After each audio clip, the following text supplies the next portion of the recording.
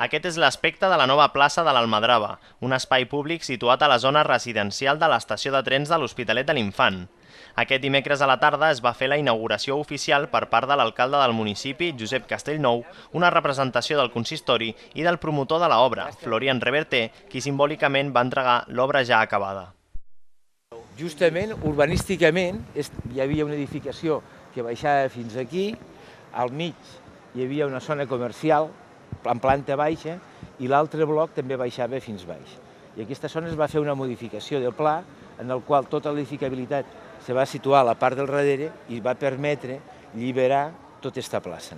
Se mantenia l'edificabilitat i es concentrava a la part de detrás. Per això aquests blocs són una mica més grans, que tenen aquest efecte de concentrar l'edificabilitat i en un poble com el nostre parar una mica el vent. Amb el qual ha quedat aquesta plaça que d'alguna forma esponja tot aquest conjunt, que d'altra manera, l'edificabilitat hauria arribat justament fins aquí, solament un encreuament de carrers, i d'aquesta manera s'allibera la plaça.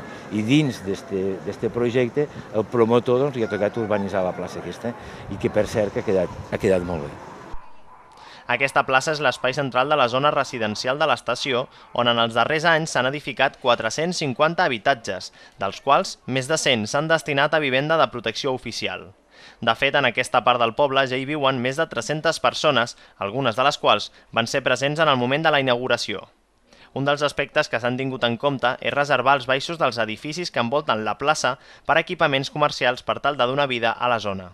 Tot aquest edifici, i els edificis colindants, com se pot veure, tots tenen baixos comercials, i l'efecte és que sigui una part de poble que del cas hi ve allò sigui autosostenible com sigui actualment. I el fet de construir-hi ara l'edifici que té el consum, una mica hi havia el tracte que teníem amb el promotor, que ens fes un pàrquing suficient com perquè poder tindre diferenciat el pàrquing de la zona comercial del pàrquing del resto de veïns. Ens va costar una mica, el promotor no estava massa per la tasca, però que al final jo penso que ha quedat bé, ha quedat un equipament comercial molt digne i amb un indret que ha quedat molt bé.